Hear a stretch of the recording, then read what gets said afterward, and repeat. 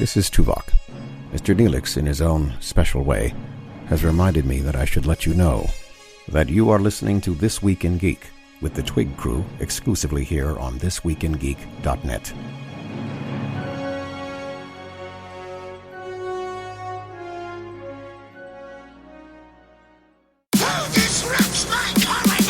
Everyone has been destroyed because of this freak! I won't allow it! These babies just saved this lame fest party!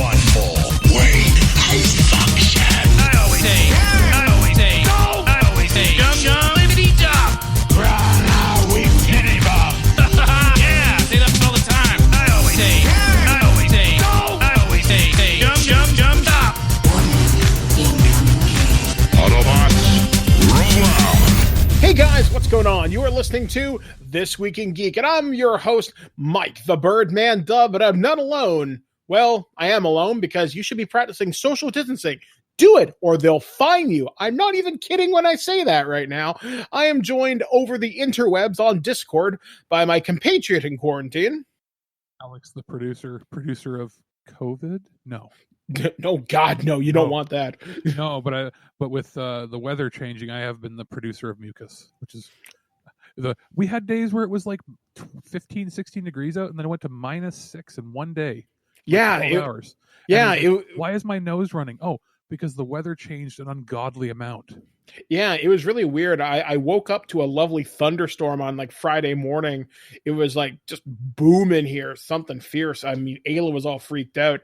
And then by Saturday morning, it was all iced over. It was kind of incredible, actually. I went to bed. It was 16 degrees out. Because my apartment building is an older one where the heat's all controlled by a boiler room, it was like 28 degrees, or Celsius for our, I guess, American friends. What's that? It's 28's what, like 80, 90? Mm-hmm. Something in that range. And I was like, oh God, I'm so warm. But I went to bed. So I'm like, okay, I'll go to bed. I'll open my window. Open the window all the way, go to bed. And I wake up with a runny nose and the chills because within like 9 hours from the time I went to bed, fell asleep and woke up, it had gone, and changed 20 degrees Celsius in the course of 6 hours, to the point where you could almost see your breath like inside of the place. And I was like, oh my God, what is wrong with the weather? Yeah, it was a pretty drastic temperature shift, to say the least. So obviously, folks, the world is a different place yet again from when we last joined you last Monday, and, well, it's not a good thing, to say the very least. World governments are starting to react to the situation with a little bit more expediency than they were last week. I know up here in Canada, our government, our Prime Minister Justin Trudeau, has literally been out on his front lawn in isolation almost every day this week with a new update to the people. That's at least good. That's a little bit of proactivity there, and I can appreciate that. So we in Canada are managing things about as well as we can. I don't think Ontario's in a state of emergency yet, but most non-essential businesses are now closed. As of recording right now, it was stated that the province and the province might be approaching that, is what they're saying. They're monitoring it, but the country, they're not ruling it out, but at this time, it's not going to be declared a federal state of emergency just yet. Yeah, not yet. So depending on they literally said it's going to depend on how the next 2 to 3 days go. Yeah, because a lot of people, as you people know, and some of you very stupidly, went on March break vacation right now and will be returning to various airports that hopefully aren't closed right now, because that's another thing that has happened since we last talked to you. The borders have closed to non-essential travel for at least the next 20 to 30 days. So yeah, it's looking pretty bleak out there, and we're going to try to avoid as much COVID news, but it's just part of the news cycle. You literally cannot avoid it, but there are some silver linings coming out of all this. And I know that's a very I don't know, maybe insensitive thing to say, but there are things you can at least look forward to. I know Steam has seen a lot of people hanging out online. I've never seen so many people online on my Switch in my entire life, outside of maybe Christmas. It's kind of incredible just to see how much this thing has lit up. My PlayStation's full of people. There was a report out of the Hollywood Reporter saying video game usage has jumped 78% since this whole thing started. So that's a net positive. It's bringing us together. So at least in that way. So one of the things we often do is we typically talk about what we've been doing this week. And I myself, being the news hound, as I think I said last week, you can take me out of the newsroom, but you can't take the newsroom out of me. I've learned the value of media distancing.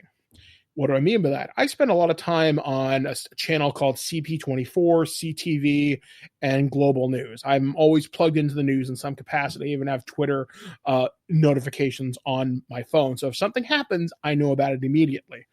I had to deactivate some of those alerts this week. It was beginning to get a little much. It was getting to my wife, Blair. It was getting to my roommate, Shannon.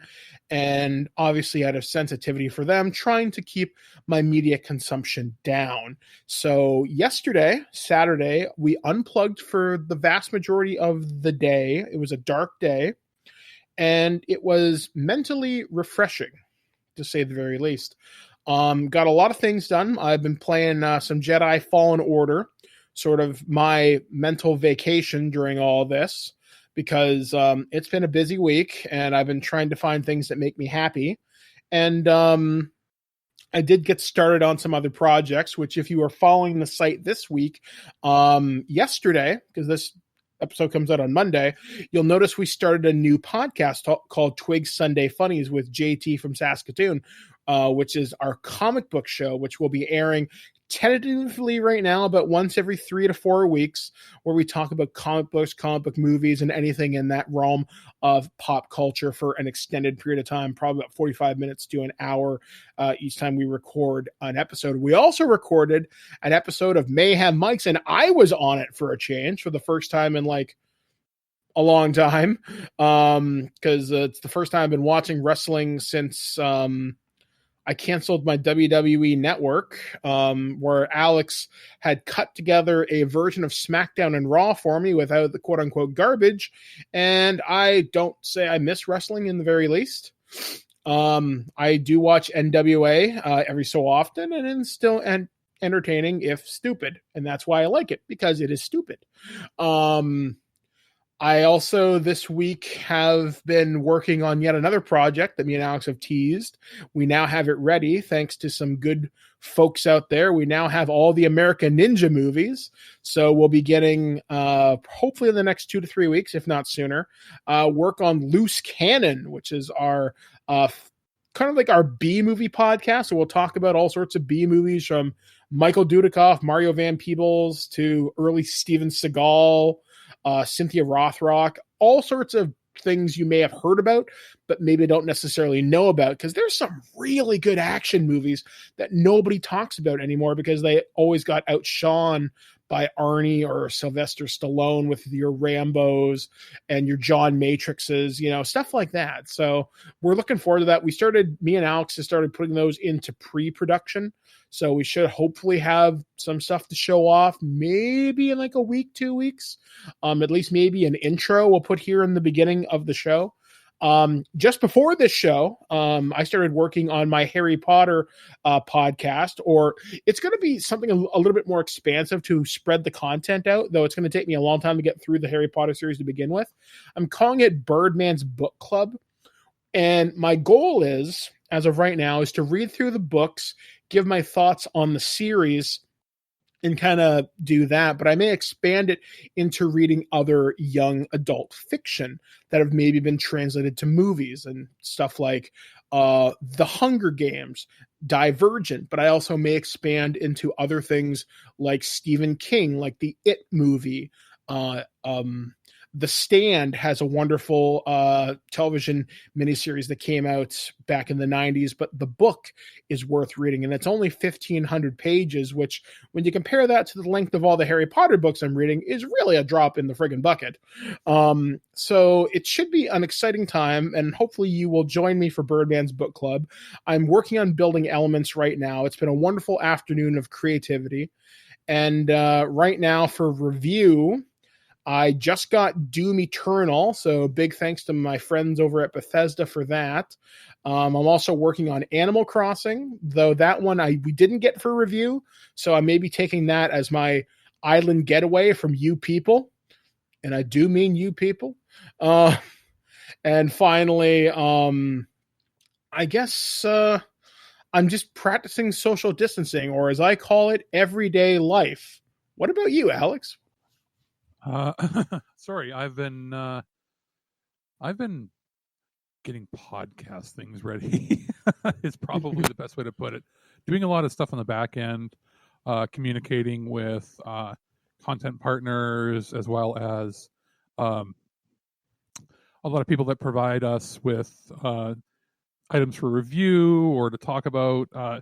For instance, I don't know. It was probably after last week's show that the big box of La La Land came in, I think, right? Mm-hmm. Midweek. Yeah. So we have 20 to 25 different articles, different CDs that we can, review for content. And then we also have a set of a bunch of them that we can actually use for contests and promos that we will run once some of the scare of the coronavirus comes down a bit, because we don't want to clog up the mail system right now. And that's sort of been suggested to a lot of people. If we have digital codes for promos, we'll obviously do those. But if it's physical stuff, we're going to wait a few weeks before we start doing anything with them. But we have plenty of stuff that, in spring and summer, stay tuned to us, because you can win some pretty cool things. There's also going to be, speaking of digital, we've got a contest that we're going to run for, the movie The Gentleman that was in theaters. Mm-hmm. That was the movie with Matthew McConaughey, the Guy Ritchie. Oh, that movie. One. Yeah. Charlie Hunnam and a bunch of other people. Too many names, actually. We're going to be running a contest for a iTunes copy of that. And we'll be talking about that coming soon. Actually, it might even be early in this week. We'll be sure to make an announcement about it and how you can get yourself a copy of it. So that's going to be exciting. So there's going to be, a lot of new things that way coming out. We also have, like you said, all the podcasts that we're working on. You're the one that has all the projects you want to get done, which is amazing. Like you're basically trying to cover all the bases that we hadn't covered. The slogan for TWIG has always been, what was it? Music, movies, games. We got and everything TV. You need. Yeah. Yep. It's also, now you can add books, comics, music, and everything else to that list that we, for a long time had been underrepresented on the program, right? Like 2020 is the year we cover all the bases. So that's what I've been up to basically, and playing 73 hours of Persona 5 Royal, which we have a review of in this. Yes, I mean, speaking of reviews in this show, we actually have a special in-depth look at Persona 5 Royal provided by the good folks over at Sega/Atlus. That will be taking up a majority of our news time this week. So we will also be featuring reviews of Ori and the Will of the Wisps with a code provided to us by Microsoft and Moon Studios. And finally, we'll be looking at Warner Brothers Home Entertainment's Richard Jewell, a true story based on the 1996 Atlanta Games bombings. It's a surprisingly decent movie. So we will be talking about all this and more. Hopefully we won't fill you with doom and gloom as we often do during this terrible, tumultuous time, but hopefully we'll bring some levity to you and your ears. So once again, I've been Mike the Birdman Dodd, joined with Alex, the producer. Here is my review of Ori and the Will of the Wisps on Xbox One. We are looking at Ori and the Will of the Wisps on Xbox One, and Windows PC. A review code was provided to us by Microsoft. So this is a sequel to a game, Ori and the Blind Forest, which came out a few years ago, and the game really wasn't my jam. I'm really not really into the whole Metroidvania, Hollow Knight sort of intricate puzzle-solving platformer genre, as it's just hasn't been something I've been really good at. I mean, the last Metroidvania game I really beat was Metroid Fusion back in 2008, and even before that, it was Super Metroid. So it's been a pretty long time since I've really had a chance to beat one of those exploration-type games. Although I guess you could argue I am playing Star Wars Jedi Fallen Order, and that's a Metroidvania game, kinda. So, anyway, playing through this one, I did have a lot of trouble with it. I actually got stuck. So much so I couldn't progress just because I couldn't figure it out. I tried everything I possibly could, and I eventually put it down in frustration. Now, that being said, this game is important, in so much so that if you're willing to put the time and the effort into it, there's something really special here to be played. The game, honestly, is a visual masterpiece in how it presents lighting, color, its visual representation as a whole. It's something quite to behold. It's almost like artistry on every screen there. I mean, each different biome, be it the forest, be it the marsh, the underground, the snow levels, the desert, all looks unique and different, and it has a unique feel to it, a vibe to it. And even combat feels pretty cool too, once you start unlocking some of the later abilities too. And it centers upon a really kind of cute kind of fairy tale storyline where it centers upon you and your friends Ori and Ku, Naru and Gummo, and basically you get whisked away to a different part of the forest as you help repair your friend Ku's wing. And well, things go south rather quickly as you guys get separated, and what follows is the story of, well, tragedy, loss, and eventually hope right towards the end of it. And if this is the last Ori game, then it ends on a pretty solid note. I just wish I was able to experience more of it myself, as like I said, I did get stuck. I'm not very good at puzzle solving. I'm honestly a Rudy Tooty point and shooty kind of guy. I'm more at home with Halo and Gears of War than I ever have been with a puzzle solver. I don't consider myself an idiot. It's just these games just don't jive with me. However, though, one of the things I really appreciated about this game, and I did find myself just sitting there listening to it, was the astounding and honestly hauntingly beautiful soundtrack to this game. Like, Ori and the Will of the Wisps has done some amazing things in terms of what it accomplished visually and through musically as well, as things just, there's this unique synchronization where things on screen and what's happening with the music just seem to match up so remarkably well at the same time. Now, if you're an Xbox Live Ultimate Pass subscriber, or the Ultimate Game Pass thing anyway, you can play this right now, which is pretty neat. And I do recommend it. If you're into those Metroidvania style games, give this game a check out, because it's something you're probably going to really, really, really dig, as it does have a lot of that intricate puzzle solving and advanced movement stuff like Super Meat Boy does, sort of thing. But if you're not the Metroidvania advanced movement, figuring stuff out sort of thing, then you're probably going to get like me and get frustrated halfway through. And my friend Alex said it best: you're either going to like this game or you're going to leave it. And there's nothing wrong with that. I mean, this game has been universally praised, and rightfully so, and by people significantly smarter than I am. And I'm fully willing to admit my faults in this. This maybe isn't the sort of thing I should have tackled, but I wanted to experience it because people have recommended this franchise so highly. I needed to know for myself, and I'm glad that I did. I'm glad that I had a chance to experience Ori in all its, frankly, ethereal beauty, for my own edification and kind of background. Now, I feel more enriched as a gamer. I just know this is something I myself will probably not come back to, but I'm glad that I did spend a little bit of time in these mystical and magical forests. Once again, this has been Ori and the Will of the Wisps on Xbox One and Windows PC.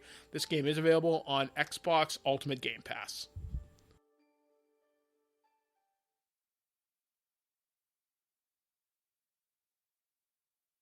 News on the march! Once again, it is time for us to dive into the news that is, was, and forever shall be written into the pages of history here on planet Earth. I'm, of course, Mike the Birdman Dodd, joined with Alice the producer. Let's talk about some of those news stories that happened to us this week. And, well, things are getting interesting if you happen to work in the entertainment industry. And according to The Hollywood Reporter, NBC Universal is breaking theatrical windows for movies and is making certain movies available on demand immediately. So insiders say the move isn't a blanket policy for the studio's entire 2020 calendar, and that decisions regarding other titles and the duration of the policy haven't been made yet. NBC Universal on Monday announced its current movies from the Universal Pictures stable, including the upcoming family movie Trolls World Tour, will be made available on demand at the same time that they hit theaters that remain open during the coronavirus panic. Story since it's been updated, all theaters are closed for 6 to 12 weeks. The new policy collapses the traditional theatrical window as the film industry grapples with the unprecedented circumstances. Cinemas are closed in 32 or more markets overseas and partially closed in another 15 territories, where more countries are expected to follow suit. Most, if not all, cinemas are likely to go dark this week in the U.S., where theaters have already been ordered to go dark in New York City and Los Angeles. Both those places are now on full lockdown. Other locales also seeing closures, while circuits staying open are starting to limit capacity to 50 people per auditorium per new CDC guidelines. Movies will be made available on a wide variety of on-demand services for a 48-hour rental period at a suggested retail price of $19.99 in the U.S. and the price equivalent in the international markets. The announcement was made by NBC Universal CEO Jeff Shell. Insiders say it isn't a blanket policy for the studio's entire 2020 calendar, and that decisions regarding other titles and the duration of the policy have not yet been made. So far, the titles include NBC Universal's The Hunt and The Invisible Man, Emma, and Bloodshot should also be coming out as well. This is something I've been looking forward to for a while, and I actually do want to read a quote here that was given in the company's release. It says, given the rapidly evolving and unprecedented changes to the consumer's daily lives during this difficult time, the company felt now was the right time to provide this option in the home as well as in theaters. NBC Universal will continue to evaluate the environment as conditions evolve and will determine the best distribution strategy in each market when the current unique situation changes, read the company's release. I'll be honest, I've been wanting this option for a long time. If you told me that I have to pay between $19.99 and $25 for 48 hours to rent any new release movie I can watch in my home, I'm going to take that option every single time. Especially if it's run by the movie theaters and I can use my gift cards or my points to do it. Yeah, because like the only reason they're not doing this is because the theater chains will get pissy because it's a weird sharing agreement for money and everything because they pay so much money to get these movies in theaters and they run for so long and profits. It's math I clearly don't understand, but I see why they don't just release. They're the most corrupt industry. They'll make up how much money a movie lost or made, and there's a lot of corruption that goes on in their back end accounting. Like, there's actually a term for it. It's called Hollywood accounting, where they basically lie. They just lie flat out. So charging people $25 to rent, people are like, that's too much money to rent. It's like, I don't think you realize how much they're charging the theaters to get the screen. Like, used to be, you paid a theater to show your movie, and then you'd share. Like, you'd be like, I would like to rent out this area of the screen or this screen for this many days. How much is it going to cost? They'll work out an agreement. The theater gets all the concessions money, and then you get all the ticket money. And then it started being, Disney and other companies were like, no, you want our movie? You pay us to show it in your theater. And when that started happening, that's when all the concessions prices really went up, because they had to make the money back from showing it. It used to be they got paid by the movie company just to show their movie. So, it's gotten all backwards. So that's why they're charging $20-$25 a movie, because that's probably, if when they're getting it for a screen, they're figuring on the ticket prices being, $15 a person. They're like, okay, well, we got to get at least 2 admission prices to make it worthwhile to rent to somebody's home. Yeah, I mean, I can see why they want to get more people in theaters, because if you can get a 300-400 person auditorium full at say $15-$20 a ticket, because I think the average ticket prices now is between $12 and $15. Yeah, that's a lot of money. In Toronto, the regular ticket prices is like $17, whereas here it's like $12. So you average about 15 probably across the country. Yeah, so or in the States probably about 10 to 12 as well. And you figure that's basically the price of 2 admissions. So this way they're probably thinking, hey, well, if they rent it to their own home, they might invite like 7 people over, so we can charge as much as we want. Well, no, they realize people aren't going to pay if it's going to be more than $20. Yeah, I mean, honestly, and nobody wants to have 7 or 8 people in their house sitting around watching the same movie, because nobody shuts the fuck up for one. Unless you got friends that have, like a home theater, like that sort of setup. And yeah, also but even then, those numbers have got to be small. Yeah, like I'm one of the people that I don't have that, but I do have surround sound. I do have a 50-inch TV that has HDR. I don't predict they're going to be giving you the theater experience. You're probably not going to get to rent it in 4K or in HDR, and that is where I would draw the line. If I'm going to spend $25 to rent a movie, I better get it in 4K HDR, because I can wait 2 months and buy it for $30 on 4K Blu-ray that has all that features. So, yeah, I mean, for me, it vastly depends on title. For me, it comes down to a matter of accessibility.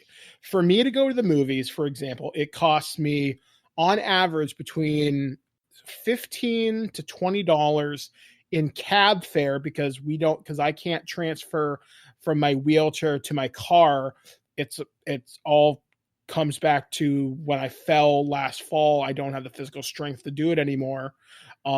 Plus I have to use my manual chair, which is really uncomfortable. But anyway, what I typically do is use my power chair, go there. So we'd get to the movies. Now, before I started my liquid diet, we'd spend money and we'd get pop and we get some popcorn. So that's another $15 figure.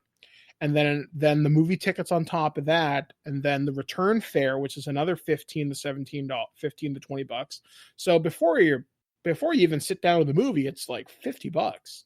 You were likely spending an average of about $60 to $75 a month to go to the movies once or twice. And that, and it would only twice if you happened to go when you had a discount, like on a matinee. In my case, I've been fortunate where I had a lot of those free tickets, because either I got gift cards, or remember, was it 2 years ago when Cineplex finally audited my account and realized that I was short like 50,000 points or something stupid like that, and I ended up having 17 free movies. Yep. So I had the summer of free movies, which turned into the year of free movies, which turned into, again, the summer of free movies this year, which, like, I've only had to pay 4 times to see like 25 movies in the last 2 years. So if we take that, into account, let's say I didn't. I usually try to go when it's a matinee. So it's like $7.50. I'd be paying for that. I have mobility transit, which costs a bus ticket, so that's like $3. And then if you bring your own drink or whatever, I can be smart about it and get it in and out for under $12. And some people, if they're smart about it, they can do that. But when you do have a disability that is more restrictive than what mine is, you end up into the situation where you are spending $50 every visit. Yeah, like, it's something we didn't really recognize. That's why I wouldn't get out to the movies as often. Like last year, the movies I saw, I can remember clearly, is I saw Spider-Man, I saw Terminator, I saw Star Wars. That's and you and I went to see Transformers. That was the year before last. Was that? Oh no, we saw Jane Silent Bob. Yeah. Okay. So I went 4 times last year. Maybe Joker. Yeah. Because Joker was last year. You said, I remember you saw Joker. And did you see, there was one other one I thought. Well, you might have seen 5 movies total in like 12 months. Yeah, so not a whole hell of a lot going on. And I know people say, well, it's going to the movies, it's disposable income. Yeah, but for mental well-being, I don't think that's a big price to pay. And disposable income, the idea, this isn't like I'm going to a hockey game. This isn't like you're not going to the museum or the symphony. It's supposed to be something that would be normally chump change. Like the idea behind a movie ticket is that it's supposed to cost, or traditionally cost, less, equal to or less than what it costs, or 1 hour of work, what you get paid. So, right now minimum wage is at $14-15. It's about $10 to $12 for a ticket. That's not disposable income. That's easily paid by most people. All that is, that's like 6 cups of coffee. You know what I mean? That's not crazy. Yeah, but in your case, you end up, when you go with your wife, or if you went with me or anybody else, you end up spending what you would spend to go to a concert. You know what I mean? Which is kind of ridiculous. Yeah. So hopefully this model continues. Like I said, they are releasing more movies, or more movies that are currently in theaters are being released early. I know Harley Quinn's getting released really soon. I think this week, if I'm not mistaken. Harley Quinn, I think, is either already out or coming out. Sonic comes out next week. Yeah, and I believe it's as of when this show comes out, I believe that's when all the Universal pictures are out. And it's going to be interesting to see how much money they can make from it. Yeah, and it's interesting because other movies, they've been talked about being released on streaming, and then then a quote then comes out later saying that they're not, because there was talk of Warner Brothers releasing Wonder Woman 1984 on global streaming sites, but then they came right out and said, no, we're not going to do that, because they're still holding out for that big theater money. Yeah, that's June 5th. That would be the first safe time to probably release a big blockbuster. Yeah, I mean, Black Widow got delayed, and it had like a May 1st opening. Fast and the Furious got delayed till next year.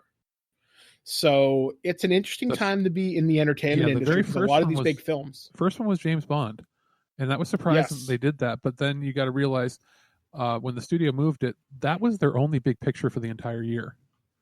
So it made sense for them to do that. The big ones are going to be all the Marvel movies. Now, they could technically just put them on Disney Plus, but if they do that, does it devalue the movie? How much money are they going to lose? Like, I think if they wanted to do something to see how something might do, I think they should drop New Mutants, because that movie's been delayed 1 million times anyway. Put it on Disney Plus, drop it in the middle of April. And then if this coronavirus panic isn't at least somewhat controlled by the summer, put Black Widow out on VOD in the middle of the summer, like you did with Onward, because you can buy it now digitally, or you can wait. It'll be on Disney Plus in like 2 or 3 weeks. That's what they should do. See how it goes, because people wanted a Black Widow movie. You want to test the market? Sure, you're going to take a hit, but this is invaluable research data. This is in the trenches numbers. You know what? You really want to get the people's favor in your favor and actually get people to pay for it, because you are going to get people that go, $25, fuck that, I'm pirating it, or I'm going to stream it some other way. There's going to be a lot of people that do that, because they're going to be mad at how much it costs, because the people are either selfish or for whatever reason they can't. You know what they should do to alleviate a lot of that and get the favor of the people on their side? What they should do is say, okay, it's going to be $19.99, and in Canada it's going to be $25 or whatever it is. By the way, 10 or 20% of that is going to go in directly into a fund to help pay for medical supplies to fight the COVID virus. Yep, absolutely. I mean, why has nobody said that? Or if they're going to drop it in early, let's say, okay, they're like, okay, well, we're going to move. They're going to go, okay, we'll just take the hit on Black Widow. It sucks, but we're going to take the hit. We're going to release it on. It'll be on Disney Plus, but to access that, there's a $5 charge on top of your regular service, and that $5 goes directly to charity. You know what? I'd be fine with that. Because you know what? Yeah, it's going to cost a little more, whatever, for you. And then, they will lose money up front on potential of what they could have got. But what they're going to do is they're going to get a lot of good press that'll actually, maybe help with their stock numbers and everything. And then could you imagine if, let's say 10 million people paid $5 into that, and then that money went to the WHO to actually help fight this? It's true. It's a very good idea. Moving on to our next story. Speaking of Disney doing things that may be a little bit, evidently there is a rumor, or an analyst is saying, is that Apple could be looking to acquire Disney amid a stock drop. And this story comes out of the Hollywood Reporter, so this is something you should probably pay attention to. So mega cap companies with large cash balances and whose equity outperformed Disney over the last 3 weeks, like Apple, could take advantage of the volatility as the coronavirus has hit Hollywood stocks. With stock markets battered by the coronavirus and shares of entertainment giants hit hard, some on Wall Street have started to wonder if cash-rich technology powerhouses could take over offers for Hollywood companies. Rosenblatt Securities analyst Bernie McTiernan said in a Friday research report, for example, suggested that Apple CEO Tim Cook could consider acquiring the Walt Disney Company, led by Executive Chairman Bob Iger and new CEO Bob Chapek, which we talked about a few weeks ago, after its stock dropped below the $100 mark last week. We believe those with long-term horizons, like megacap companies with large cash balances and whose equity outperformed Disney over the last 3 weeks, like Apple, could take advantage of the volatility. He wrote, noting that Disney's market capitalization was approximately $165 billion, while Apple has about $175 billion in cash and securities. The upside from acquiring Disney would be that securing this content streaming strategy and potential synergies from adding the emerging Disney ecosystem to the iOS platform. Apple did not respond to a request for comment. McTiernan, or McTiernan, whatever, who highlighted over the last 3 weeks, Disney has lost about $85 billion, or roughly 1/3 of its market cap. Also argued, among other benefits, streaming service Disney Plus could help boost Apple TV's streaming service. Disney Plus could help solve Apple's content problem, as we believe Apple TV's Plus is off to a relatively slow start. Disney earlier this year said it had signed up 26.5 million subscribers as Disney Plus by the end of 2019 and 28.6 million as of February 3rd. Apple stock on Friday, this is probably a couple days old, jumped 12% to $277.97 amid a market rebound, while Disney shares rose 11.7% to around $102 and 52 cents. If Apple wanted to take over Disney, that would be huge. It wouldn't be them. It would be Google or it'd be Amazon. They've got much more money. And there's the reason that they wouldn't be able to is I would almost see it being a company outside of the States purchasing them, simply because there's going to be monopolistic tactics that are involved with that. They can't own every studio. They can't own this and that. But I could see Google trying to snatch them up. I think it'd be smart. Could you imagine what that would do to the bottom line if they were able to merge Disney Plus and YouTube together? Well, it would be a lot more stable, for one. Yeah.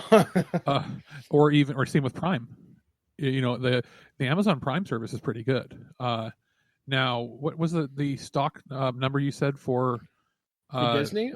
For Apple first? $277.97. I think it's down to $229 now. So things are changing in the markets as really fast. It's so volatile that they won't be able to know. And let me just check what the Disney one is.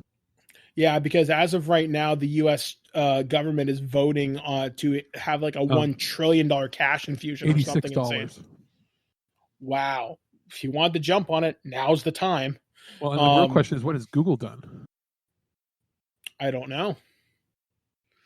They're the one business, they're down. But they're down. They dropped a bit. 1,068 down from, well, let's see, what were they trading at earlier? They're down the same amount of money as everybody else, but it's a much smaller percentage because they were already bigger. So basically, everybody across the board is going to be down worldwide, but they're getting hit less. I don't see Disney doing much worse than what they're doing now that they're going to start releasing things, but it's all going to depend. Like, it's going to be probably this is the worst that our market's going to be hit since like the Great Depression, more so than 2008. Yeah, like I know last week the markets hit the worst they had hit since the 1987 crash, or the Black Friday they had mentioned, and then the 2008 recession. Amazon stock is down, but they're almost double Google. Like in Amazon is run by God himself, Jeff Bezos. This is who still, I think, looks like the was it the Heaven's Gate people, the cult that decided to drink the Kool-Aid. Marshall Applewhite, yeah. Yeah, doesn't he look like him with those crazy eyes and all the interviews? But anyway, I'm sorry, please give me money. But if you look at them, they're like the only. Actually, if I looked up Walmart, they're probably doing bad too. The only ones that are going to be doing fine are food companies right now. Food companies and logistics. So Frank D'Angelo's doing fine. My arch nemesis. Maybe he caused all this. To boost stock prices. Oh my God, we're so kidding. Don't sue us. He is Canada's James Bond. Different. Walmart stocks are $113, but they're weird. There's not as many. That's a weird number. It doesn't seem right. Yeah, I mean, what's going to happen over the next couple weeks with the whole stock markets is it's unpredictable. Things are volatile right now. Sobeys and Loblaws, the two, basically 99% of our food industry in Canada, their shares went up. So maybe it's the grocery store's fault and the toilet paper company's fault that all this is happening, because toilet paper is worth so much now. Can you imagine how well companies like, Purell and any household cleaning product are doing right now? Oh yeah. It's probably worth more than actual emeralds now. Irish Spring soap. And it's funny. A friend of mine just brought me a bunch of that. I am set for the apocalypse. It smells great, and it's worth more than its weight in gold now, because it's disinfectant soap. Moving on to our final story, to give you a little bit of levity in these dark times, it's a good time to start reading. And if you're a teacher, it's an even better time. So the author of the Harry Potter series, J.K. Rowling, is granting an open license for teachers reading Harry Potter to students online. So J.K. Rowling, author of the Harry Potter series, has issued an open license to teachers, relaxing copyright permissions needed to post videos reading the books aloud. In a tweet, the author announced the measures to help teachers with remote reading time as British schools were closed in the latest closures due to the COVID-19 pandemic. J.K. Rowling and agents, the Blair Partnership, have relaxed copyright permissions needed so that teachers can now post videos reading the Harry Potter series aloud, rather than having children having to purchase the audiobooks to listen to the series, enabling them to incorporate the books into their teaching. The videos are only allowed to be posted onto school secure networks or closed educational platforms from today, March 20th, until the end of the school year, or until the end of July in the Southern Hemisphere. This is the first of several initiatives planned to help to bring Harry Potter to children at home, with the hashtag Harry Potter at home being promoted on jkrowling.com. More is expected to be announced soon. Another Wizarding World partner, Audible, has launched a new free mini site, storiesaudible.com, creating as a free destination offering educational, entertaining, immersive, and children's and family audiobook content. Currently, the site hosts classics such as Jane Eyre, Wuthering Heights, Winnie the Pooh, Alice's Adventures in Wonderland, Aladdin, and Moby Dick. as the Warner Brothers studio tour, The Making of Harry Potter and the Wizarding World of Harry Potter theme parks, Cursed Child Theater, and Harry Potter shops and galleries worldwide continue to face closure for the imminent future due to COVID-19. It's no surprise that J.K. Rowling's Wizarding World is looking for ways to overcome disconnect with fans. It was recently announced that the Chinese theaters would reopen with Harry Potter and the Sorcerer's Stone in 3D and 4K for the first time ever, and there's no doubt there will be more to come.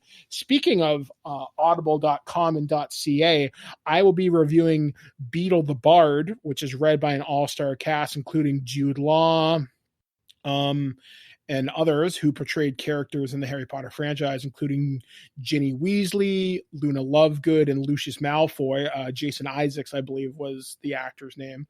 I should have that review hopefully next show. I just have to wait for some problems to get cleared up with my Audible account.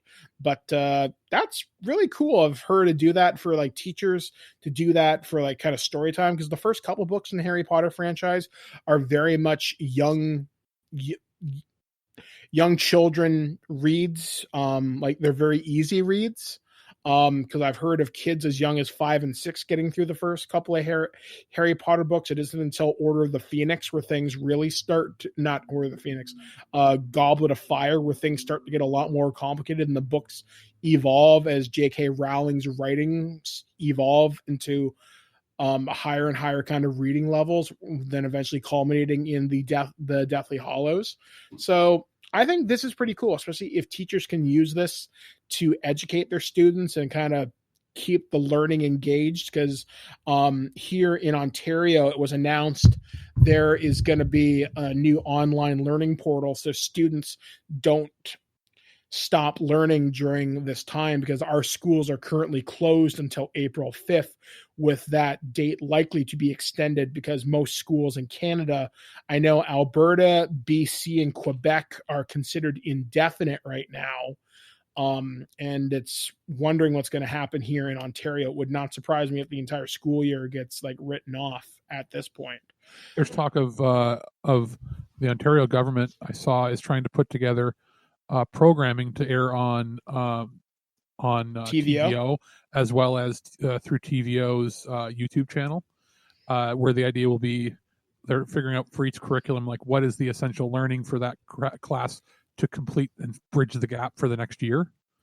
And the idea is you'll tune in each day with your kids, or your kids will tune in, watch what they have to watch, and then work through like a workbook that they can do digitally or something, which, I mean, it's not ideal, but it's better than being 3 months behind.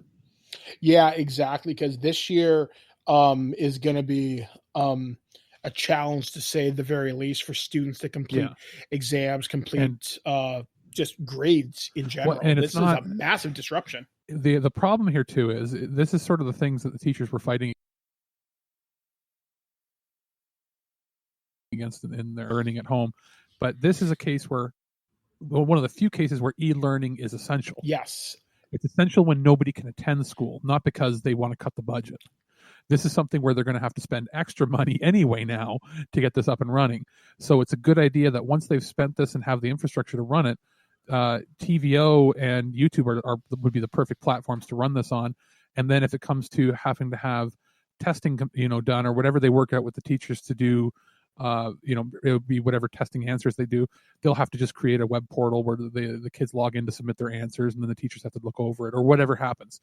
But they do have the time now for the next couple of weeks until school was supposed to resume. Yeah, right? I mean, it's going to be interesting times ahead. I'm glad that companies are taking initiatives. I don't have a lot of faith in the Ontario government to create a proper program, but I'm glad certain authors, I know, for example, other Hollywood people such as Josh Gad, the guy who plays Olaf the Snowman, on his Instagram is telling children's stories. I know there's Blair would tell me this, but there's some author of some really popular children's books, and he's doing sketches every day. If you're on Instagram as well, the guy who has the voice of Peter Parker from Into the Spider-Verse is doing voicemails to kids. Like, he'll send them a voice message via email. So, well, Scholastic, It's a wonderful time to be engaged. You know, the people that used to do the book fairs and everything.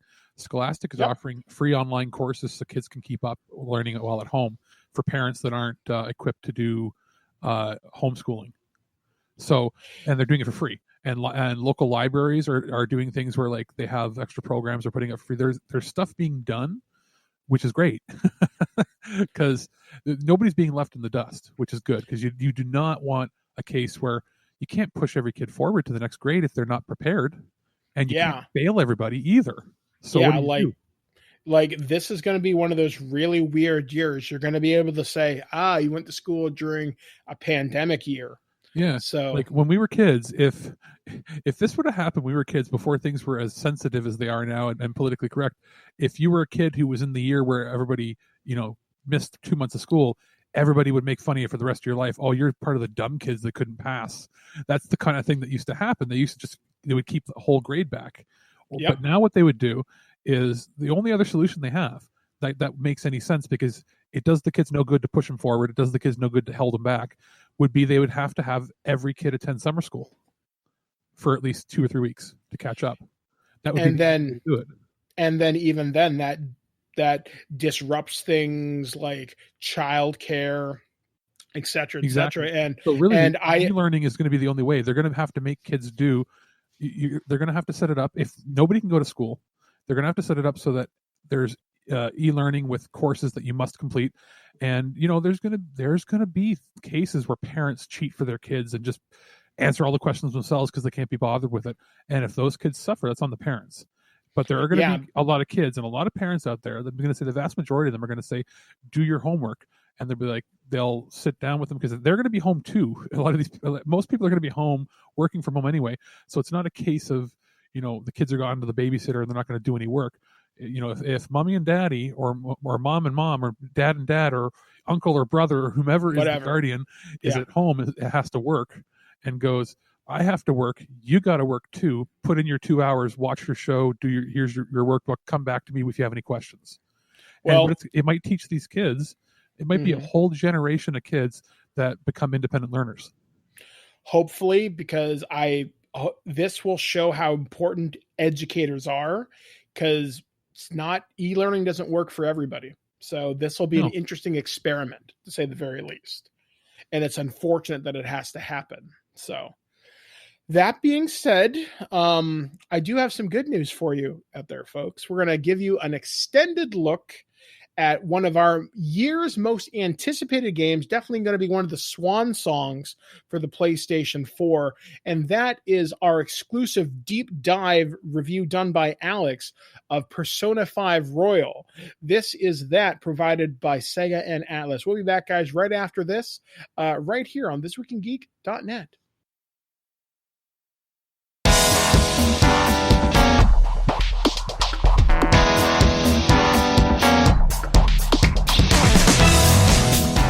Our friends at Atlus and Sega sent over Persona 5 Royal about a month before release for us to check out, because it is a meaty game, and I want to give a bit of a background on me and the Persona series first and foremost. I had played Persona 1 briefly, I think, at a friend's house on PlayStation back in the day when I was a kid. And I thought it was interesting. It was hard. I wasn't into tactical style games at the time, or games in that sort of genre, for lack of a better term. But I had played the Revelations, the Demon Slayer, on the Game Boy Color, which it turns out was part of the Shin Megami Tensei universe as well. And the Persona game was, labeled under Revelations Persona, so there's a connection there. But then I didn't play really anything else until I believe I played Shin Megami Tensei Nocturne a bit, and that was pretty hard when it came out on PS2. So the Megami Tensei series is sort of out of my realm of of cognition, especially during the early 2000s. But then I started hearing things about Persona 3 and then Persona 4 being sort of the last major games to come out on the PlayStation 2, which would continue to be sort of a trend with the Persona series. Heard they were really good, but that I didn't have the system anymore, and it was not going to be something I would play, and I was like, okay, well, maybe there'll be something that comes out later that I can play. Well, then when the Persona 4 Golden release came out, I actually bought a Vita just to play the game, like actually a lot of people did, and it was probably my game of the year when I played it. Like, had more fun playing on that portable system, the ultimate version of Persona 4, than I did playing pretty much any other game that came out within a year or so of that release. So I had been hyped for Persona 5 for so long. Flash forward, Persona 5 comes out. Again, it's the last major game, exclusive released on the PlayStation 3 and PS4. I had a PS4 already, obviously, so I picked it up, played about 10 hours, loved it so much, but I literally put it on the shelf and was like, I can't finish this too fast because I'm going to be upset if I do. And then life got in the way, and there it sat forever until I had the opportunity to check Persona 5 Royal. And because at that point I was like, well, I may as well play that and not play the original. So I only had knowledge initially of the title going into after the first palace. So from there, I'm basically playing this as a player who's never played anything before in the game. So it's sort of a fresh perspective. And there are changes even in the beginning part of the game. So what I'd like to sort of get into is there's some major additions to the cast of characters. I'm not going to go into really a review of the initial game because that's people have played it if they wanted to play it. And if you haven't, I don't want to spoil too much for you. But there are 3 new characters in here. There's Jose, who is not a character that you can really interact with except in the mementos. And Jose is a person that collects flowers and collects items, and you give them to that character, and in exchange for rare items, also collecting something called will seeds, or basically they're seeds based on the 7 deadly sins that you find in each of the palaces. So in new areas of the palaces that you can get to either via the new grappling hook feature or areas that are maybe tucked away that you wouldn't have seen in the previous palaces in the original version of the game, you find 3 different seeds corresponding to the colors RGB, red, blue, green, and they're corresponding to each of the sins that the I guess palace rulers are associated their persona or their failed characterizations of themselves into. So there's like a pride one, there's a sloth one, there's a so on and so forth. So you collect those 3 seeds, and when you get them, they'll merge themselves into this weird-looking skull thing, and you can use it as an item. But if you take it to Jose down in the mementos, it can then get refined for free. Basically, you don't pay anything, and it gets turned into a better item that gives you some extra powers. And in some cases, they can be things like one of them gives you a special healing spell that doesn't use that much SP, but what it actually does is it's like, oh, here, this one revives, all dead people in your party, full health, and removes any status effects. And it costs as much mana or SP as a regular heal all spell. So there's some cool stuff involved there that you can only get from really doing some exploration. Now, as far as the other 2 people that are added, there is a guidance counselor added, which is really there to... it's a new confidant that you meet up that comes in after the initial palace confrontation to sort of help the kids deal with the psychological impact of having a teacher that was that abusive. Cool. It also gives you more insight into each of the characters of your party, because throughout the game, different times they'll meet up with the guidance counselor, and you can really get a view into their psyche, and he helps psychoanalyze them, helps give them new perspective and peace of mind, so you can actually sort of really flesh out the background and the overall feelings of their party members, and you get to meet with them yourself and build up your rapport. And there's bonuses, and there's aspects of the game that get unlocked if you are actually able to raise that to a maximum status, which is I highly recommend it, because it can be pretty important to get certain endings of the game, which I won't go into. But yeah, just know this: you're going to want to raise that one to max, otherwise you probably won't get the true ending of the game.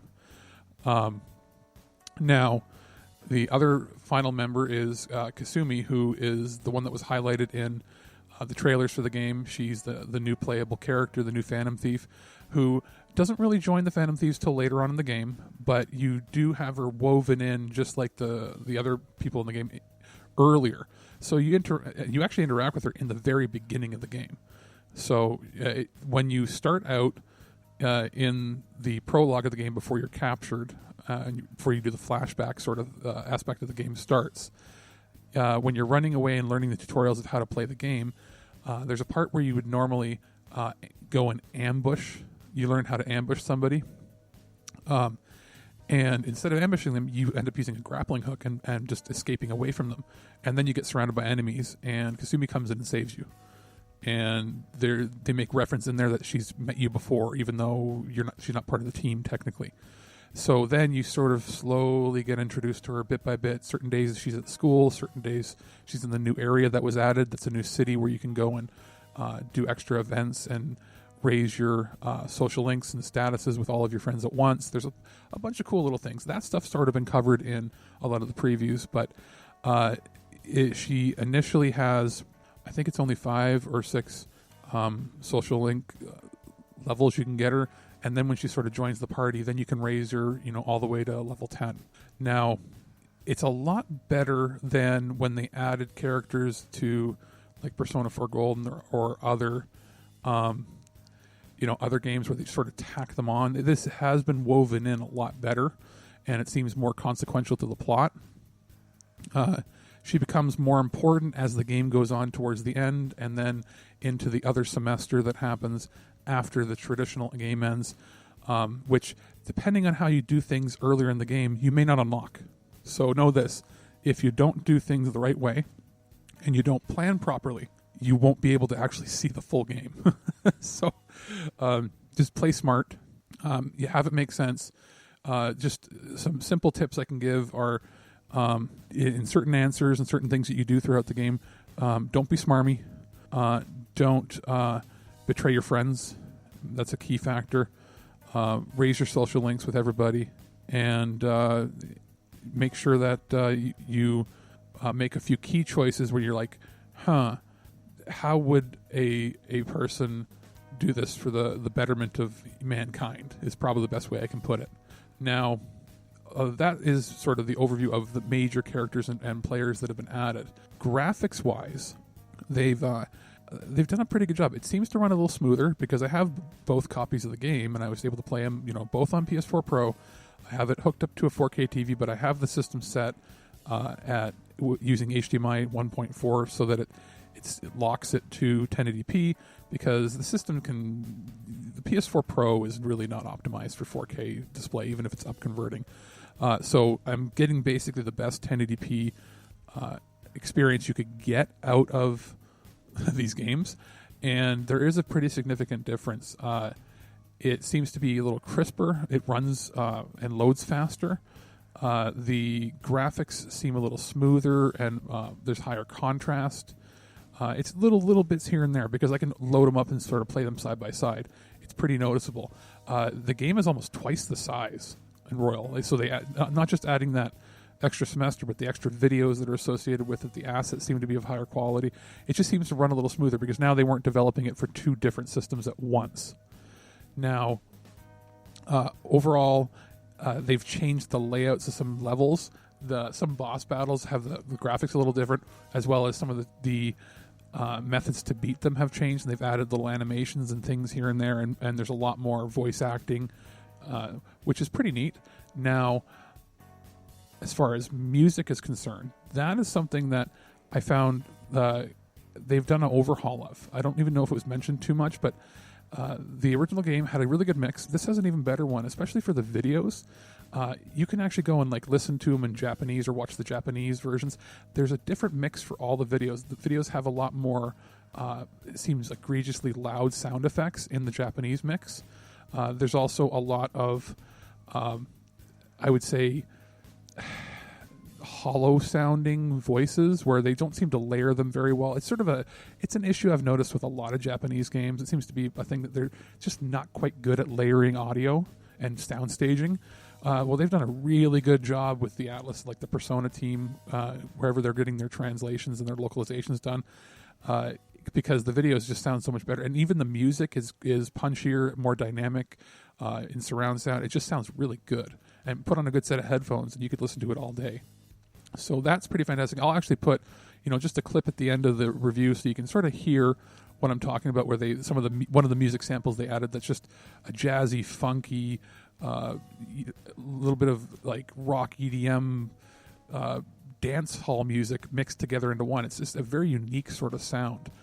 Controls and game mechanics have been tightened a little bit. The grappling hook has become pretty vital to getting around and doing things in certain levels, because you can bypass really difficult areas or get to areas you couldn't normally get to get special, the will seeds, or get other treasures, or just sort of get a new perspective on where you're supposed to go, because you can view from on high. It's kind of neat.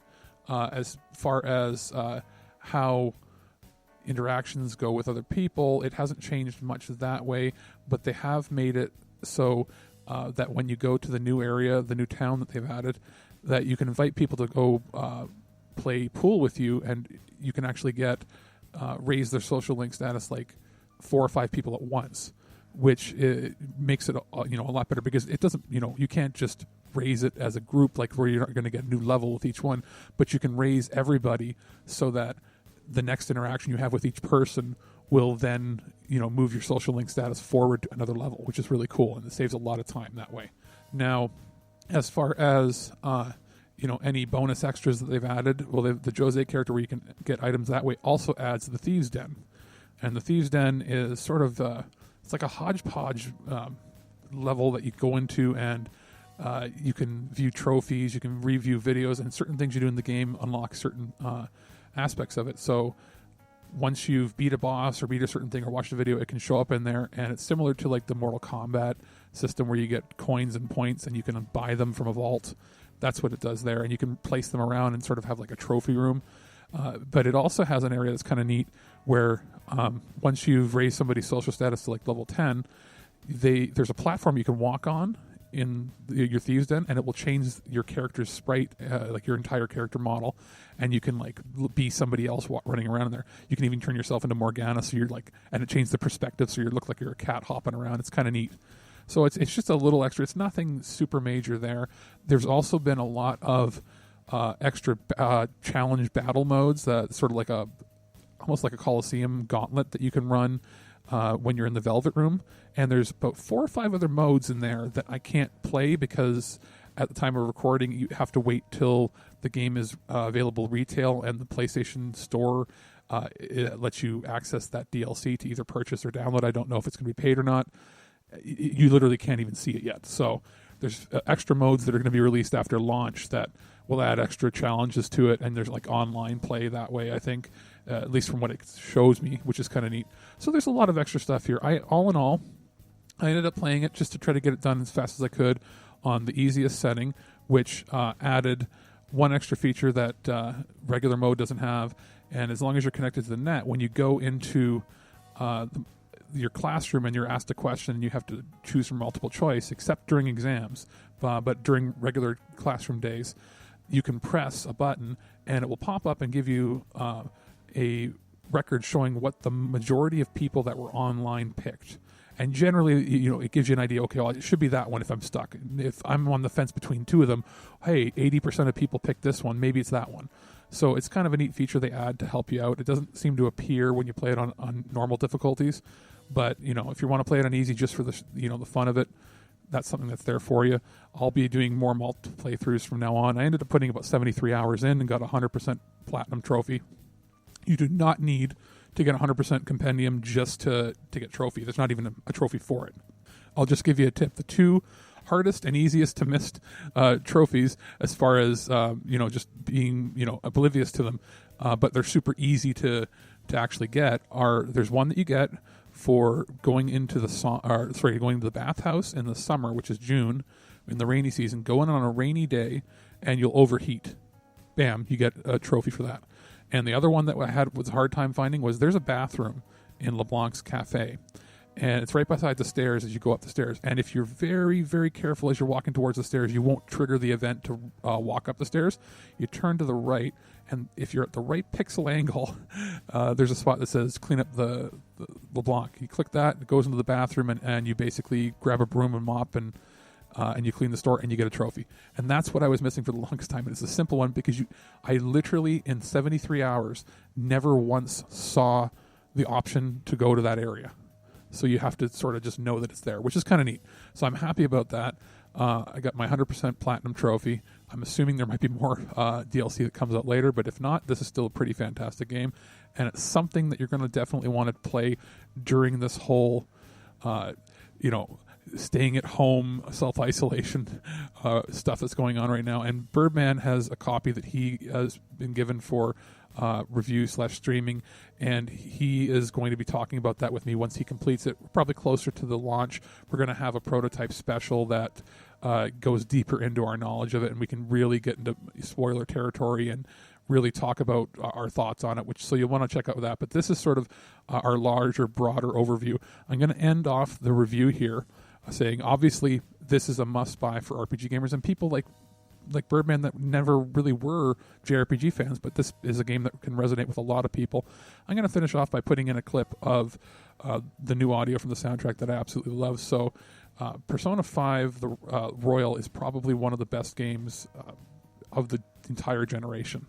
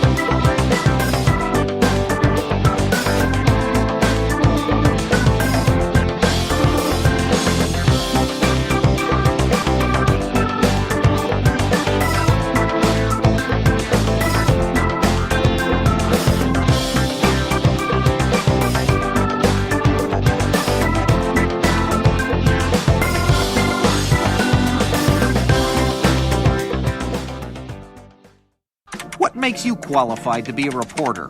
I'm willing to violate anyone's privacy for my personal gain and then claim with a straight face that the public has a right to know. By the hand of Zeus, what manner of deviltry is this? I love fake alien poop day. And thank you, Alex, for that extended review of Persona 5 Royal. Big thanks to Sega and Atlus for providing us with that code. I myself will be digging into a review code provided for me just this past weekend. I start my playthrough today. I'm excited. So thank you for that. But of course, it is time to talk about the weird, the wacky, the plain, strange, the things that happened on this place, this plane of existence we call Earth. So, from OddityCentral.com, an Indian man was recently arrested after bringing home a human hand that he allegedly had taken from a crematorium and was asking his wife to cook it for dinner. The disturbing episode unfolded last week in Tikapur village, India's Uttar Pradesh, and sent shockwaves throughout the entire area. I don't think this is the first time I've heard of people taking things from funeral homes or crematoriums, because honestly, who's going to know? I'm trying to think of something funny to quip it against this, and all I could think of is, have you ever seen the movie Pain and Gain? I have not, no. It's Michael Bay's best movie. Say what you will about anything else he's done, it's by far it's his lowest budget movie and it's his best movie. It's based on a true story, legitimately, with The Rock, Mark Wahlberg, and I believe the Falcon in it from Winter Soldier. And they basically it's based in the 80s or early 90s, and they try to rob a company from a dude. Anyway, at one point, The Rock's character, they kill a guy, and he ends up barbecuing his hands to try to get rid of the remains. Oh, And it's really funny. And he's barbecuing outside, and he's like winking at people as they're driving by and that. And Mark Wahlberg shows up and he's like, "What the hell are you doing?" He's like, "Well, I couldn't do it inside. The smoke was, messing up my eyes." And it's like, "Why are you barbecuing?" He's like, "Getting rid of the evidence." I mean, it's weird. And I've heard of people that do the whole cannibal thing, and it's obviously very disturbing and very, I'm sorry, very you've heard fucked from up. people who are cannibals? What? No, I've read stories. Sorry. It seems to happen every couple of years. Like there's always some really disturbing backstory to it. This guy at least waited till they were dead to take it, but you always hear about people defiling corpses. And you have to wonder how much of this goes unreported. I'm just saying there's a lot of ghouls out there. Because you're placing an awful lot of trust with those who look after your body after you've shuffled off this mortal coil. So, I don't know, man. Weird people out there, to say the very least. However, I'm going to move on to a slightly happier story. This one comes courtesy of themetro.co.uk. A strip club has rebranded itself as a food and drink delivery service called Boober Eats among the worsening coronavirus crisis.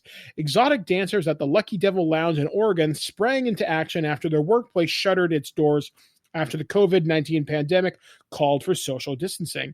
But enterprising bosses there decided to tweak its business model by sending strippers to bring food to those in self-isolation. Sean Bolin, the club's owner, originally posted the idea as a joke to Facebook, but he decided to launch the service after people expressed a huge amount of interest online. He says, "I originally did it at first as a joke, and it got 150 shares on Facebook. It's like nothing we've ever had before. So I was like, well, why don't we try this?" So Bolden told the Winnemet Week News that the Lucky Devil Lounge offers a full menu, not just alcoholic drinks, including ginger beer and Red Bull. He said once an order is placed, 2 dancers are assigned to the delivery. They then bring the food to the customer's door while remaining at a safe distance to help prevent the spread of the disease. To stay on brand, the women will be wearing pasties and booty shorts, Bolin said. They will also dance briefly for each customer before moving on to their next delivery, while keeping sanitary with disinfectant spray. Lucky Dog Lounge's rebrand comes as Americans across the country are isolating themselves in their homes to quell the spread of the coronavirus, leaving many businesses without their usual stream of revenue. This is honestly a really enterprising idea. I was just thinking the same thing. Like that, it's honestly, there's nothing more American than making money, right? And unique and interesting ways. Yeah, and Boober Eats, that's pretty clever. I like, just saying. And if you get to stand in your doorway, watch a cute girl dance while they bring you a hamburger, some fries, and a salad, cost you maybe $25, $30, tip them well like you would tip a stripper. What? And screw that. It's not just girls. They should enterprise this and move it into guys. Have it be like, you know how they get the strippergrams where like the firefighter shows up or whatever. Have it with dudes that want to do that too, and provide a strip tease for anybody that wants that. Maybe you're onto something. There's a market for that. There's a lot of different strip clubs that are gotta be, they're hurting pretty hard for this, and this is actually something better. Nobody's going to try to grab them during this time at all. Yep. Nobody's going to grab them. They come out, they do a quick little performance, leave the food in a safe spot. Everybody gets paid. They all have fun, and they get to go home and be safe. Yeah, I mean, ultimately, this is social distance entrepreneurship at its finest. So continuing on with that entrepreneurial spirit, we're going to shift things a little bit further south to the wonderful state of Nevada, talking about Las Vegas.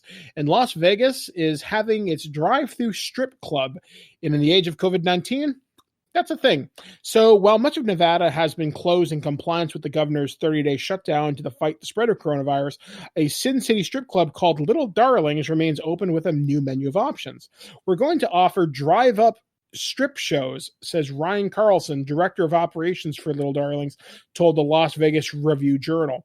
Guests can drive up to the front door, and we're going to have a dancers separated by a 6-foot separation rule, and they can enjoy a totally nude show right from the seat of their car.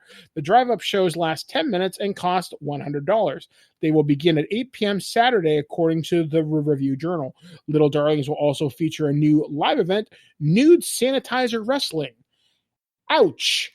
I can just imagine how much that would hurt. $100, or you could just go to Pornhub. Which is free, depending on where you live. Like, really, like this, it's like putting a quarter in the Peep Show box, only this time it's $100 to have everybody around you see that you drove your car to watch people have sex live or whatever, or get naked. For me, it's like, you got to be pretty desperate. So I guess they're willing to pay whatever they want for it. Well, it is Las Vegas. It's the entertainment destination, such as it were. So Carlson goes on to say, America is a free country. He said in a statement to KLAS TV, and strippers will continue to be a part of the fabric of American life. The Altered Strip Joint is welcoming guests at the time when more than 1,700 people have been tested for COVID-19 by Nevada laboratories. According to the new data, 95% test results have come from Nevada labs. On Wednesday, Governor Steve Sisak ordered the statewide shutdown of all casinos and other non-essential businesses in Nevada for 30 days. The state's latest coronavirus containment efforts will apply to all bars, gyms, beauty salons, barbershops, malls, restaurants that do not provide takeout and delivery service. Again, enterprising. $100, that's a little steep. I mean, that's what you pay for a really good couple of dances, at least in the strip joints I've been in. So yikes. But yeah, I was gonna say, traditionally, I've never even been to an establishment like that. But from what I've heard, you can get a lot more for a lot less traditionally.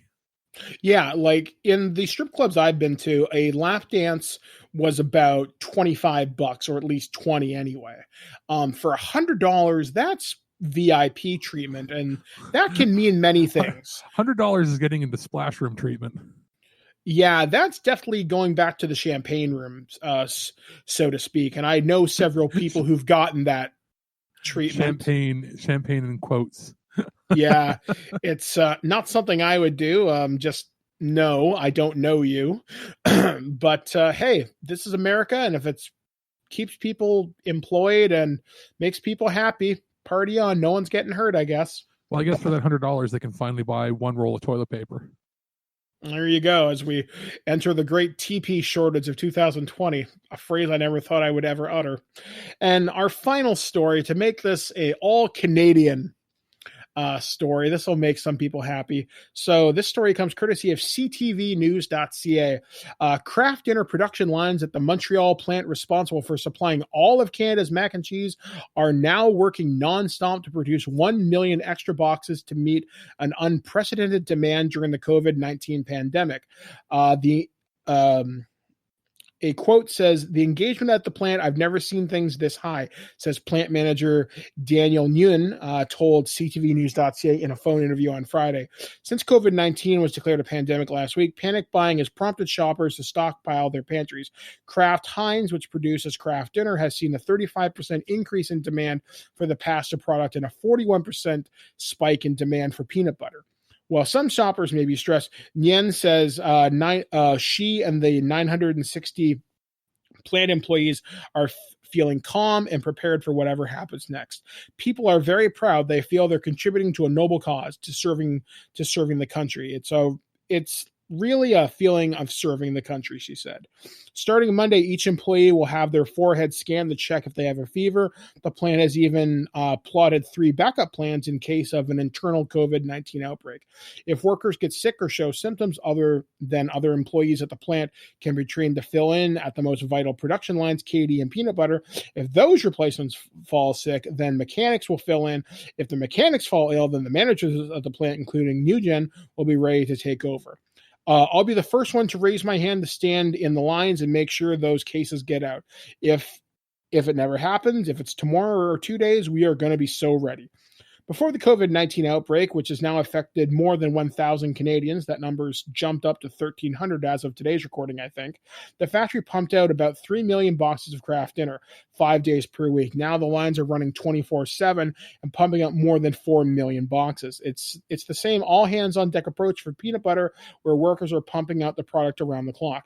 A spokesperson for Kraft Heinz said the company has seen a double-digit spike in demand for other products, including Classico pasta sauce, Heinz baked beans, Heinz baby food. The Montreal factory is responsible for producing 90% of Heinz Kraft products for Canadian consumers. And while those extra weekend shifts during an already stressful time could be overwhelming for some, Nguyen insists that that is not the case of her plant. Everyone just feels very, very proud of feeding 37 million Canadians. Those 960 employees show up to work every day. To me, they are the true heroes. A recent survey of 1,014 Canadians by Dalhousie University and Angus Reid found out of the shoppers who bought provisions, dry and canned goods were at the top of the list, followed by sanitary products such as toilet paper and frozen foods. Sylvain Charbois, a professor in food distribution policy at Dalhousie University, said Canadian shoppers should resist the urge to buy more than what they need at the grocery store. This is a marathon, not a sprint. We're in this for many months, so you've got to pace yourself, he said. He recommended that shoppers buy some groceries as before, but pack up a few extra provisions so they don't need to visit the store as often. And while stocking up on snacks may be tempting, he said shoppers should try to keep meals in mind. You can't eat junk for 3 months. It's not sustainable, he said. Regardless of the days of panic buying could soon be over. Many grocery stores, including Costco, are enforcing tight limits on how much of a particular product shoppers can buy. The hope is that such reinforcements will mean there's enough product to go around for everyone. In the coming weeks, Charbois expects a visit to the grocery store will be drastically different than anything shoppers have ever experienced. They're going to treat grocery stores like operating rooms in hospitals. Employees will be dressed in masks. There will be shields between employees and cashiers, much like certain stores right now. I think Sobeys has installed plastic. Yeah. Farm Boy shields. has done that, which is a regional chain with 30 locations in Ontario. A lot of the smaller chains have already done it. They're putting them in at all the bigger chains over time. It's going to be probably a week or two till I think every place is up and running that way. Mm-hmm. But once those are in, they're probably not going to remove them. Like this might be how grocery stores look from now on. Yeah, this is just the way it is. And in fact, one of the things that's going on with the grocery stores, I know Loblaws and I think Zehrs, which I think is the same company, they're increasing worker premiums by $2 per hour. Yeah, Loblaws and owns Zehrs, No Frills. They own like 50% of all grocery stores in Canada. The other half is basically owned by the Sobeys Corporation. And then you have Farm Boy and a few other regional chains that run the rest. And then you have your independent grocers. But I believe Loblaws is the largest chain in Canada, and they're willing to pay more just because it's basically hazard pay just to work now. Yeah, I mean, I'm glad that it's funny. I saw this meme on Twitter, and it really kind of hit home. It's funny how the true heroes in all this are not the bankers and the lawyers and the CEOs, but it's the grocery store clerks. It's the delivery drivers. It's the food preparation people, the nurses, the doctors. Those are the real heroes. Anybody, we have friends and people we know that work in logistics and shipping, anybody that works for a courier or for the mail service. Those are the people that are, other than we've always praised nurses and doctors, but the people that are keeping the country and the world running right now are people in logistics. Yeah, I mean, we have friends like Ken, we have friends like Lacey who work in warehouses and process things every day. Yeah. They're keeping things working, and hopefully their businesses will keep going. So thank you guys for doing what you do. And my friend Amanda, who works at a grocery store, thank you for doing what you do, because it's not an easy job right now. You've probably dealt with more customers in the last week than you've dealt with in the last 6 months. Yep. And when you look at, people might be wondering why Kraft Dinner, because we didn't really mention why it's such a huge thing. In the States, mac and cheese, it's one of the kids' staples, blah, blah, blah. Every kid loves it. In Canada, Kraft Dinner is like a cultural staple. It's a slightly different mixture, slightly different taste, a little more sharper cheddar taste to it. But it's one of the Canadian staples that pretty much everybody in the last 50, 60 years has grown up with. It's also ridiculously cheap to produce. It has a shelf life of months.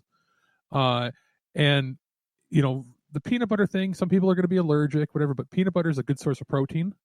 It has more fat in it, and there is sugar added, but it's a good, has a good shelf life. So you can get that. Kids will eat it. The big one is going to be, how are people going to feed their families for as cheap as possible? And one of the simplest ways is going to be stocking up on craft dinner, picking up packages of hot dogs and chopping it into it.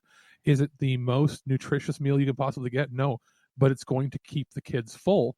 It's going to be something that can satisfy them. And it's going to be something you can sustain yourself on for multiple months. Like, there was a key part in there where they said you can't live off of junk food forever. Well, no, but you can live off this for a heck of a lot longer. Yeah, I mean, obviously try and get as much of your daily nutrients as you can, because I knew a guy in college who got scurvy from all he ate was craft dinner. So don't be like him. Be smart. But obviously now's the time to be prepared, be mindful of your diet, stop panic buying, for the love of Christ. Me and Blair have stocked up for 2 weeks. It's easy for me because I drink all my calories. So as long as that doesn't ride out, I'm fine. And unlike an alcoholic, and unlike somebody who's not following a proper diet, you drink all your calories because you're under medical care to do it. This isn't a Birdman. It's like, oh, Birdman's on his liquid diet and he's just sitting there chugging a water bottle full of vodka. or oh, sorry, I'm going to change flavors today and it's going to be whiskey, and you just down like a 60. No. That's Wednesday. It feels like rum today. No. There's nothing in your repertoire of flavoring appliances that give it the taste of the fire water. This is the stuff that you've got stuff that have different flavors, but none of them are alcoholic based. However, that being said, I'm starting to run low on some of my syrups, and the place where I go is closed for the duration of the emergency. So even I may be running. You have to do the Amazon thing. Yeah, I'm gonna have to look into that. Although our dollar is worth crap right now, so Amazon.ca, we're okay still. Our $25 a bottle. Yeah, not even kidding. Well, how much is it? Sorry, $25 a bottle. Okay, the regular, as opposed to $5 at Winners. Oh, this different. Well, don't look up. Were you getting the Skinny Girl syrups? Yeah. Get Da Vinci. That's the one that Amazon sells. That's the ones that I used. Same thing, 0 calories. They can really give you a bunch of good flavors, and they range anywhere from $6 to like $12. I shall look into it. I'll send you some links, and if anybody is interested, they're what you find when you go to a gas station or like a Circle K and you make your own coffee. Sometimes they have those flavor squirters, and they add 0 calories. That's what these are. They add 0 calories, but make things taste like caramel or make things taste like French vanilla, and they make all the difference when you're only having a liquid diet. It really does. It definitely helps. So anyway, hopefully we've been able to educate you, bring some levity to this interesting situation we find ourselves in the world today. So we're going to leave you with this review of Richard Jewell, brought to you by me and Warner Brothers Home Entertainment. We'll be back, guys, right after this to talk about the outro of the show and what's coming up on the show next week. So we'll be back, guys, right after this. Let's get a new tape going. All right, Richard, here's what we're going to do. We need a voice exemplar. I want you to say into this phone, there's a bomb in Centennial Park. You have 30 minutes. We are looking at Richard Jewell, coming to us on Blu-ray and digital from Warner Brothers Home Entertainment. This movie stars Sam Rockwell, Kathy Bates, John Hamm, Olivia Wilde, and Paul Walter Hauser. So this movie is primarily about the true story of the 1996 Atlanta Games bombing. Turns out I actually did see this happen live on television. I remember seeing the news coverage, seeing the explosion, and kind of being in high school at the time, didn't quite understand exactly what was happening. But I do remember some of the media frenzy surrounding it. However, I didn't know the whole story, and it was kind of one of those things I just kind of forgot about as I got older. So when Clint Eastwood decided to direct this movie and tell the story of Richard Jewell, I decided, you know what, maybe this is something I kind of want to check out. I really enjoy Sam Rockwell. Kathy Bates is rarely in anything terrible. And I've always enjoyed John Hamm, and I always liked Olivia Wilde. Although I didn't know much about Paul Walter Hauser, however. So this is primarily his story. And Richard Jewell is a person who was a security guard at this event who helped save a bunch of people by finding what would turn out to be several pipe bombs stashed under a bench at the Atlanta Games back in 1996. And eventually he gets being suspected, rather, of being a person of interest by the FBI because it was just too many coincidences that he just happened to know where to look. He just happened to get the right amount of people away because he was doing appearances on the Today Show. Journalists at the time like Tom Brokaw were talking about him, and he was considered a national hero for quite some time. He was often even given book deals, I believe. So, and this is what can happen when people don't necessarily get the right information because as it says in the movie's tagline, the world will know his name and the truth. The movie kind of gives you an idea. Well, did he do it? Did he not do it? It's very unclear at certain points, but as you do find out from the movie, he really didn't actually do it because the guy later confessed to it years upon years later. But the cloud of doubt always still kind of hung over him. They never had quite enough to pin it on him. So the movie is wonderfully acted. I didn't quite know what to expect from it. Because I've seen a lot of Clint Eastwood movies in the last couple of years, and they're really hit and miss with me. Either they're really, really, really good, or they're really, really, really boring. This one kind of rode the line between being really good and really boring at times, but people like Rockwell and Paul Hauser really elevate this movie. And plus, some of the other characters in their supporting roles also really bring things up to another level. So the movie itself is great. It's fantastic. It's a great watch. Now, to talk about the individual features on the Blu-ray, there's the real story of Richard Jewell and the making of Richard Jewell, both of which are frankly YouTube fluff pieces. They are less than 10 minutes each a piece, if I remember correctly. They don't really add anything substantial. In fact, they've really kind of covered the same kind of ground, if I remember right. And that's the thing. The special features on this movie are rather forgettable. It would have been nice to have seen a full behind-the-scenes documentary, maybe talking with those who may have experienced more of the story of Richard Jewell firsthand, or talking to some of the journalists. And I'm always a big proponent of pushing for more special features on a disc like this, especially anybody that tells a true story. Unfortunately, the real Richard Jewell passed away in 2007, I believe, from a heart attack and complications from diabetes, so can't get his side, but I know several of the other people involved in this are still alive today. So you're asking me, is this movie worth watching? Yes, absolutely. I think you should definitely go out and seek this out. Is this movie worth owning? Well, I'm going to say no. This is a movie that you can definitely watch on VOD, and I think it's your money well spent that way.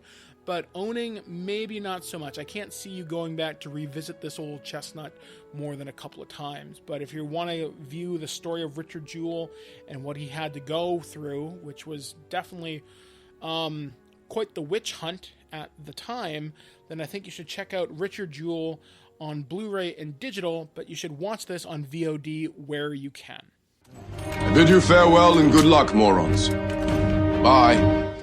And well, it has been that kind of show here on ThisWeekInGeek.net. As always, we do appreciate you spending time with us each and every week here on the show, because it does bring me and Alex quite a bit of joy to entertain you over the last 13 years, over the last probably, I know we're over 1,200 episodes now, so like 60 days of continuous content, hopefully no repeats. So unlike your local morning radio shows where the all repeat workday, because believe me, that's a thing.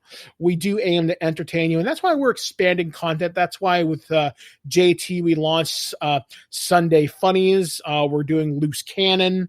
We got a lot of fun things to come up on the show. And as I mentioned during the beginning of the show, in the beginning of next week's show, I will be showing a preview for Birdman's Book Club, which I will be doing over the course of this year and probably the foreseeable future to make me a more educated, more well-rounded person. So I will be reading many, many, many books. Looking forward to it. I'm primarily going to stick to fiction with those. So the RPG books you've come to expect from me will still be covered here on the main show, but I could expand it out to maybe covering a line of books, or maybe like here's the monster manual, here's the player's handbook, whatever. But that maybe I can include those in boss rules if I want to expand that, because I've been looking for a reason to reread the BattleTech rules for a really long time. So that being said, hopefully this week you folks will take it seriously. I want you folks to listen to your local media. Stay safe out there. Practice personal hygiene. Social distancing is really important. And one of the best tools you have right now is the tool me and Alex use each and every week. And even Blanchard can agree. We used it. Use Discord. Use any social media or video chat like FaceTime or Google Hangouts or whatever it is. Connect with your friends and family. Check in on those who are maybe a little more socially isolated than most. Like, you can't go visit your friends because no, as it's said from the llama from the Emperor's New Groove, no touchy. You just got to think smart during these times. So coming up on the site this week, we're going to be recording a Altered Geek and a Future Imperfect with Steve as we reach the finale of Star Trek Picard, which I know we're supposed to have a guest scheduled for that, but we may do that afterwards. We'll probably react to the show and then maybe do a look back at the series as a whole. So we get two for one out of it. So sort of like, oh, that's what happened in episodes 9 and 10. And here is our thoughts on the series as a whole. And that will be something we'll look forward to in the near future. So still getting a few details worked out with that, but trust me, stay tuned. We're also going to be recording an Altered Geek on a variety of different topics. As far as I know, Steve took this week off because you know what? Everybody deserved a day off this week.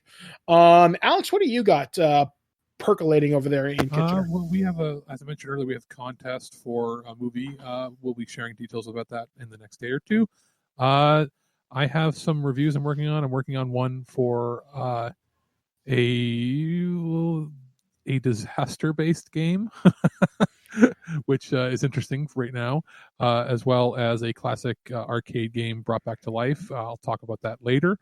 And it's now time to start really catching up on just a lot of things TV you may have shows, missed. TV shows and stuff that I've missed over the while because of all the reviews and all the craziness going on. So it's nice to do that. I getting a new pair of glasses, so it's like I got to be able to see what's going on outside, right? So yeah. Other than that, it's just going to be a whole bunch of podcasting and staying inside, right? Yep.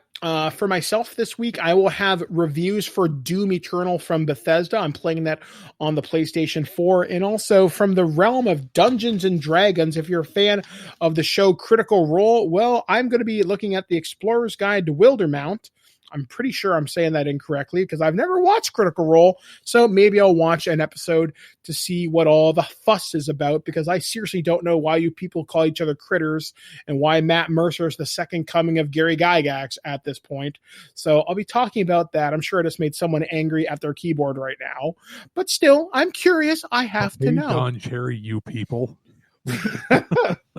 I don't get it. I really don't. You people are weird. People? What do you mean, you people? What do you mean, you people?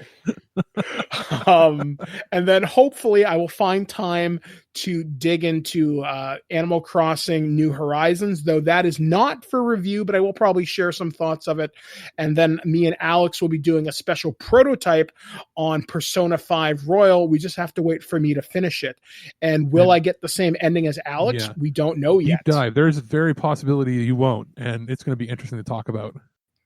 Yeah, like I'm really looking forward to playing this game. It was my favorite game of last year, despite coming out in 2017. So it's going to be a good little bit. We also have Resident Evil 3 Remake to look forward to. We've got Final Fantasy 7 coming out. It's a good time to be socially isolated and be a gamer. So have fun, folks. Like I said, be safe, be careful. So for This Week in Geek, we have been Alex, the producer. I've been Mike the Birdman Dodd saying, live for your diehard. And as my friend Jackie Bam Bam might say, be cool, be kind, be careful. We'll catch you next time right here on ThisWeekInGeek.net. Well, that's our show. All right, here's the deal. Every time you watch my show, I will send you $40. Checks will not be honored. You've been listening to This Week in Geek, your source for guaranteed nonsense or your money back. Tune in next week for more info on the most important things you didn't need to know. Check out our website at ThisWeekInGeek.net and subscribe to our podcast through iTunes or any podcatcher. If you'd like to comment on this episode, head over to this episode's post at ThisWeekInGeek.net and leave a comment through Facebook Connect. Follow us on Twitter at ThisWeekInGeek.net and follow our Instagram at twig_official_podcast. Social media not your thing? Send us an email at feedback@ThisWeekInGeek.net. We'll see you next time, and remember, lower your shields and surrender your listenership. Just when you think this show is terrible, something wonderful happens. What? It ends. I have to go. Somewhere there is a crime happening.